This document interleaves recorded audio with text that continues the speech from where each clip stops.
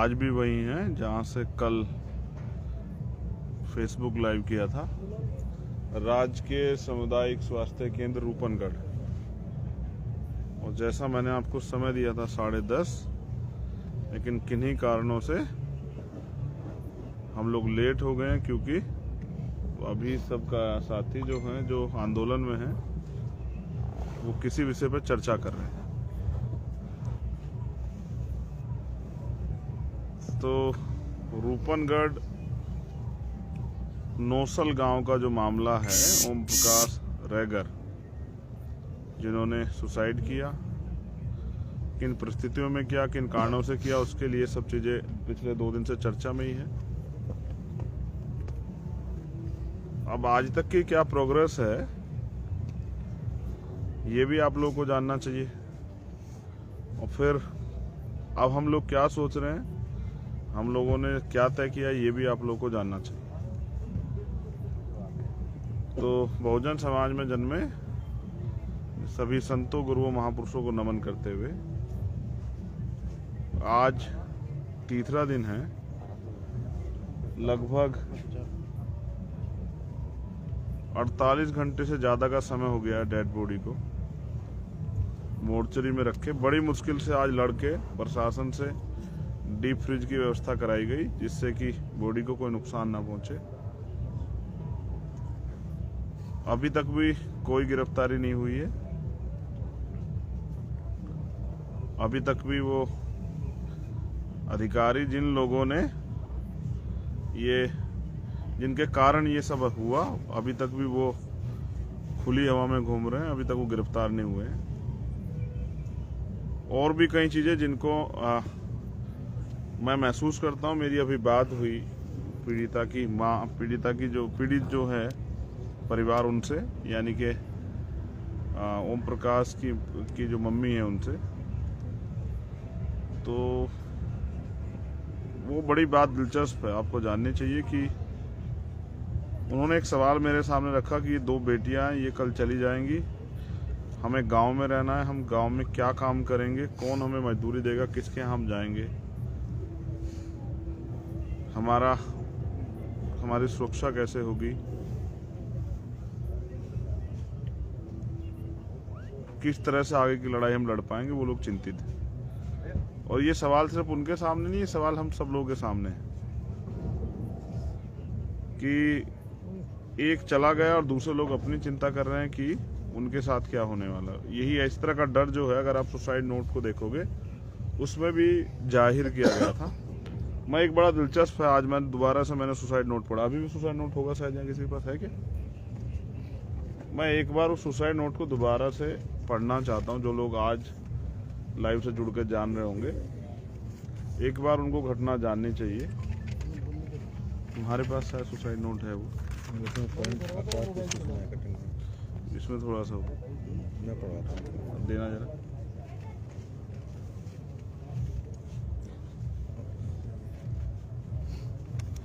पूरी घटना ये है कि 24 अक्टूबर को ओम प्रकाश के पिताजी के साथ उनकी मां के साथ मारपीट हुई। ओम प्रकाश पढ़े लिखे नौजवान हैं, वो महाराष्ट्र में, मुंबई में जॉब करते हैं। 1 अक्टूबर को गए थे अपने पिता के साथ हुए अन्याय पर रिपोर्ट लिखाने। 24 तारीख को रिपोर्ट नहीं लिखी गई, 25 तारीख को रिपोर्ट लिखी गई। वो भी तब जब ओम प्रकाश ने कहा कि हम कोर्ट जाएंगे। रिपोर्ट लिखने के अनुसार SHO ने कह दिया कि तुम्हारे खिलाफ भी मुकदमा दर्ज होगा, तुम्हारा दिमाग खराब हो गया है। उसके बाद हुआ भी ऐसा ही। 2 घंटे बाद एक चोरी का मुकदमा, झूठा मुकदमा उनके खिलाफ दर्ज कर दिया गया, और ये सूचना भेजी गई गांव में कि जो भी इनकी मदद करेगा उसके खिलाफ ऐसे ही कार्रवाई होगी।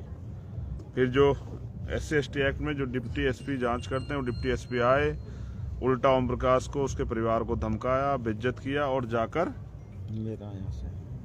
बैठ गए विरोधी पक्ष के पास। 3 घंटे वहीं रहे, खूब चाय नाश्ता किया, उसके बाद लौट गए।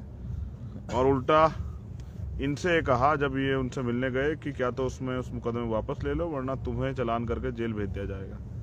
इसके बाद 1 तारीख तक ओम प्रकाश लड़ता रहा, बार बार थाने गया, अपमानित होता रहा।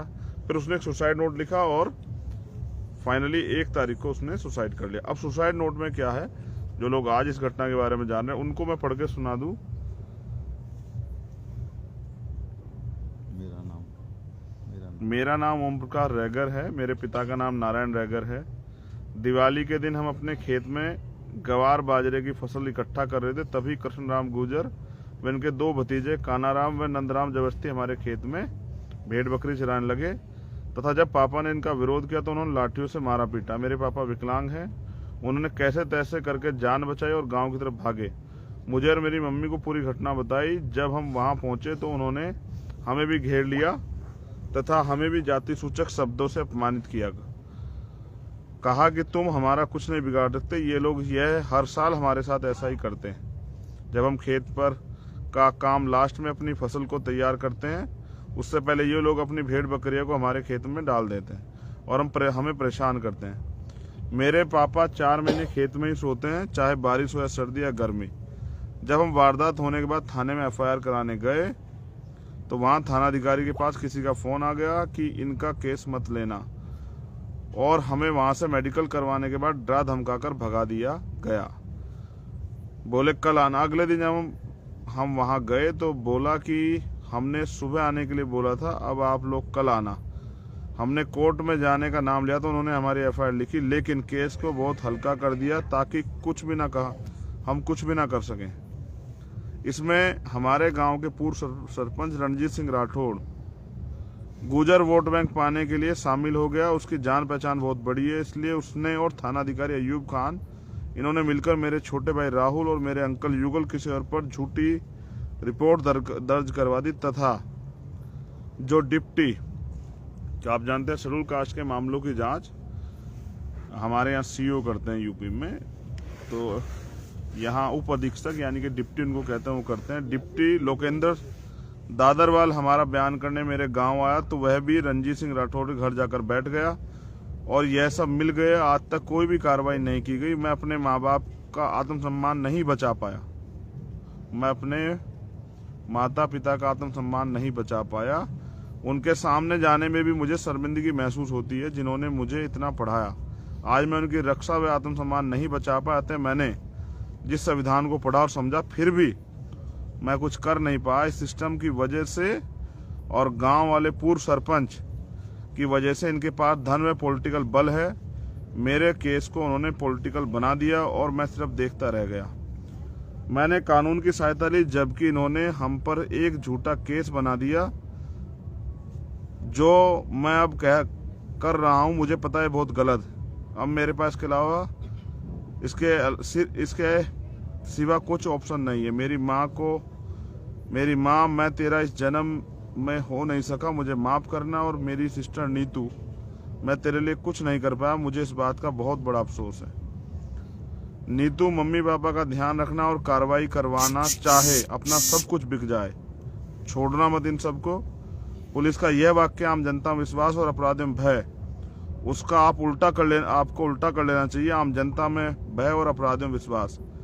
मेरा समाज आज भी इन सब परिस्थितियों से गुजर रहा है और उस रणजीत सिंह राठौड़ ने गुलाम बनाकर रखा है।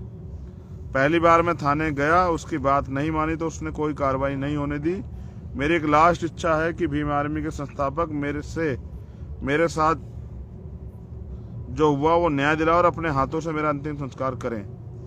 मेरा समाज आज भी गुलामी में जी रहा है। वह नीच जाति के लोगों जैसे शब्दों से पूरे गांव में अपमानित होते हैं और उन्हें डर रहता है कि और वो रणजीत सिंह खिलाफ एक शब्द नहीं बोल सकते। मेरा समाज के 4-5 लोग जो इसके तलवे चाटते हैं, उनसे विनती है कि आप इनकी गुलामी ना करें और एक बेटे को अपनी मम्मी पापा और सिस्टर से दूर ना करें। मुझे पता नहीं अब ये लोग क्या करेंगे, बट मेरे मम्मी पापा और परिवार को बचा लेना। चंद्रशेखर आजाद रावण से ये मेरी विनती। जय Bhim. I love my family. अलविदा। ये सुसाइड नोट जिसमें कई चीजें गंभीर रूप से उसने कही, आरोप लगाए जिन लोगों की वजह से सुसाइड कर रहा है, लेकिन अब तक उनकी कोई गिरफ्तारी नहीं हुई। ये राजस्थान सरकार की न्यायिक व्यवस्था है जिसकी पीठ थपथपाते हैं यहाँ के मुख्यमंत्री। मुझे ये भी कहने में बड़ा कोई गुरेज नहीं कि सरकार चाहे कांग्रेस की और बीजेपी की, हमारे साथ अन्याय बरकरार होता है, सत्ता का चरित्र एक होता है। पिछले 3 दिन से किसी सरकार के नुमाइंदे ने पीड़ित परिवार से बात नहीं की, उनकी सुध नहीं ली। यहाँ तक यहाँ के डीएम और एसपी भी यहाँ तक इस परिवार का हाल जानने नहीं आए। इसका एक कारण भी है। इसका कारण यह है कि पिछले कुछ दिन पहले यहाँ इस रैगर जाति की महासभा मुख्यमंत्री जी ने कराई। अब मुख्यमंत्री जी को विश्वास है कि रैगर समाज के जो सीनियर लोग हैं वो तो अपने जो कमिटमेंट मुझसे हुआ उसके लिए मेरे साथ रहेंगे, तो कुछ दिनों बाद ये लोग बैठे रहेंगे, उसके बाद चले जाएंगे। और हो सकता है इसी वजह से मुख्यमंत्री चैन से अपने घर बैठे। उनको लगता है कि ये लोग मेरे खिलाफ तो जाने से रहे। इस वजह से मुख्यमंत्री इतनी संवेदनशील घटना पे एक ट्वीट करना भी उन्होंने सही नहीं समझा, ना ही उनका कोई नुमाइंदा इनके आंसू पूछने आया। अब सवाल ये है, इसका मतलब ओम प्रकाश को मर जाना चाहिए था, क्योंकि न्याय तो उसको मिल नहीं पा रहा है। और अगर वो न्याय की लड़ाई को मजबूत करने के लिए उसने ये बलिदान भी दिया इस उम्मीद के साथ कि न्याय मिलेगा, तो भी न्याय नहीं मिल रहा है। तो अब आप समझिए कि हालात क्या है। मेरे आज और हरियाणा का मामला एक ध्यान में आया, जहां उनके लोग डटे रहे कि हमें न्याय चाहिए। और जिस दिन मैं गया फिर काफी गर्मा गर्मी हुई। उसके बाद फिर ये तय हुआ हरियाणा के मामले में कि अगर 2 दिन में सरकार ने हमारी मांग नहीं मानी तो कोई अधिकारी का दफ्तर वो खुलेगा नहीं, सब में ताले लगेंगे।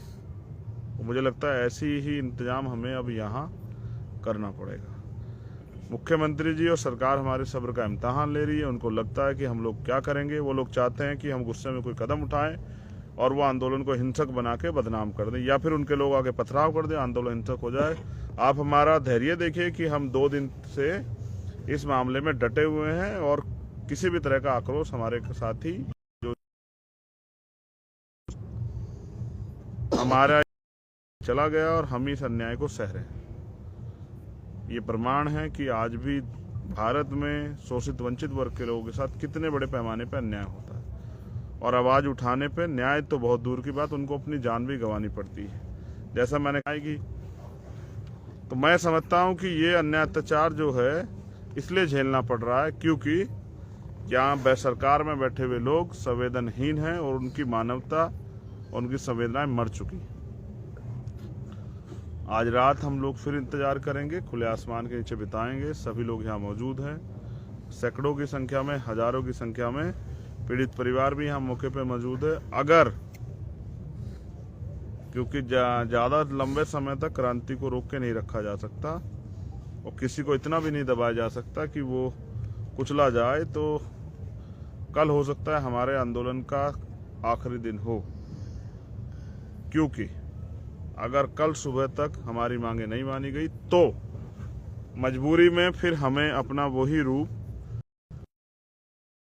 ये समाज अन्याय अत्याचार के खिलाफ लड़ने के लिए 2 अप्रैल जैसा इख्तियार करता है, तो वही रूप जो है मजबूरन अपने भाई के सम्मान की रक्षा के लिए हम लोगों को लेना पड़ेगा।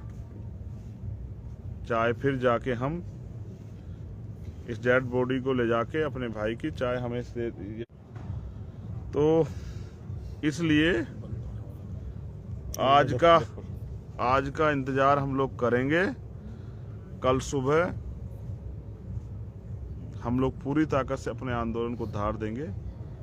मैं कुछ जगह पे आज कैंडल मार्च हुआ। मैं साथियों से निवेदन करता हूं कि कल पूरे देश में आप जहां भी, आप अपने घर भी हैं, तो एक कैंडल ओम प्रकाश रैगर के लिए जरूर जलाएं। क्योंकि जब आप उनका सुसाइड नोट पढ़ते हो, वो कहीं से भी हारा हुआ नहीं लग रहा है। उसकी जो बातें हैं वो समाज को जगाने वाली है। वो गुलामी छोड़ने के लिए मना करता है, वो तलवे चाटने के लिए मना करता है, वो लड़ने का प्रयास करता है। वो उसका जो संदेश है कि चाहे हमारा घर क्यों ना बिक जाए, समझौता मत करना, संघर्ष करना, वो ये हमें एक दर्शन देता है, एक रास्ता देता है कि हमें अपने ऊपर हो रहे अन्याय के खिलाफ मजबूती से लड़ना है। इसलिए मैं उनको आत्महत्या नहीं, मैं उनको शहीद भी मानता हूँ। आज वो हमारे बीच में नहीं, और मैं जीवन में उनको शहीद ओम प्रकाश रैगर के नाम से ही जो है ना, हम लोग उनको याद करेंगे। और मेरा ऐसा मानना है कि जिस दिन उनकी शहादत हुई, यानी कि 1 नवंबर, उस दिन को हम एक वीर योद्धा की शहादत के रूप में मनाया करेंगे। तो मैं अपने सभी साथियों से अपील करता हूं, जो साथी इस लाइव को सुन रहे हैं, क्योंकि लेट हो गया है, जहां तक भी मेरा संदेश चला जाए, जब आप सुबह भी सुनेंगे, और हमारे जो सीनियर लीडर हैं भीम आर्मी के, मैं उनसे भी रिक्वेस्ट करता हूं कि वो भी संदेश को साथियों तक पहुंचा दे ग्रुपों के माध्यम से। कल पूरे देश में सभी जगह पे जहाँ जहाँ भी हमारे कार्यकर्ता मौजूद हैं वो कैंडल जरूर जलाएं शाम के समय और उसकी फोटो जरूर डालें। पता लगे कि पूरे देश में या दुनिया में कहाँ तक हमारे लोग इस अन्याय को देख रहे हैं और वो उस अन्याय के दर्द को महसूस कर रहे हैं। कल आपको सोशल मीडिया के जरिए अपनी ताकत दिखानी है कि आप कहाँ तक इस आंदोलन के प्रति गंभीर हैं। और बाकी कल सुबह 10 बजे 10 से 11 के बीच में हम निर्णय लेंगे कि आगे का आंदोलन हम लोग क्या करें, कैसे चलाएंगे और सब साथियों से भी राय लेंगे। लेकिन ये याद रखें, मुख्यमंत्री जी से मेरा निवेदन है कि ये गलतफहमी है आपकी, हम लोग कमजोर हैं। जिन महासभाओं के भरोसे आप बैठे हैं तो वो एक कहावत मुझे याद आती है कि दरख्तों के कटने किस्सा ना होता अगर कुल्हाड़ी में लकड़ी का हिस्सा ना होता। अगर हमारे लोग आपकी चाटुकारिता नहीं कर रहे होते तो श्रीमान आप तो चैन से अपने घर में नहीं सो रहे होते। ये गलती हमारी और मैं इसमें अपने आप को ज़्यादा दोषी मानता हूँ कि मैं अपने लोगों को गुलामी करने से रोक नहीं पाया, वरना आपके जैसे मुख्यमंत्री हमारे लोगों के तलवे चाटते अगर हमारे लोग संगठित होते। खैर कोई बात नहीं, इनको तो हम लोग समझा लेंगे, लेकिन आपको भी समझाने का समय समाज देख रहा है, वो आपको भी समझाएगा। आपकी इस तानाशाही का, आपकी इस गुंडागर्दी का जवाब समाज समय आने पर देगा। मगर मैं राजस्थान के साथियों से अपील करूंगा कि राजस्थान के साथ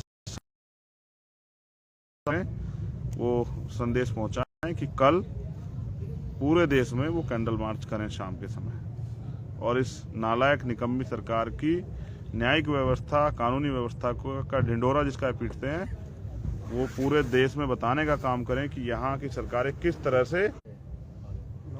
तो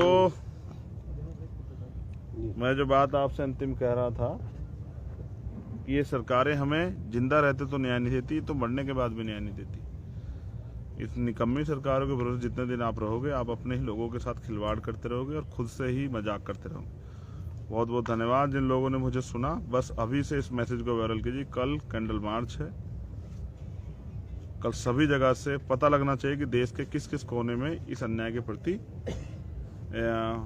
गुस्सा और जो है इस अन्याय के खिलाफ लड़ने का विश्वास जो है वो मजबूत हो रहा है। जय भीम, जय भारत, जय जोहार, जय मंडल, जय संविधान। आप सभी के लिए मंगल कामनाएं। बाकी अपडेट के साथ सुबह आपसे मुलाकात होगी। कल का दिन निर्णायक दिन होगा, ऐसा मुझे लगता है। जय भीम। अगर आप चाहते हैं गरीब हर वंचित इंसान की आवाज आप तक पहुंचे तो हमारे चैनल को सब्सक्राइब करें और बेल आइकन का बटन दबाना ना भूलें। देखते रहिए बहुजन न्यूज।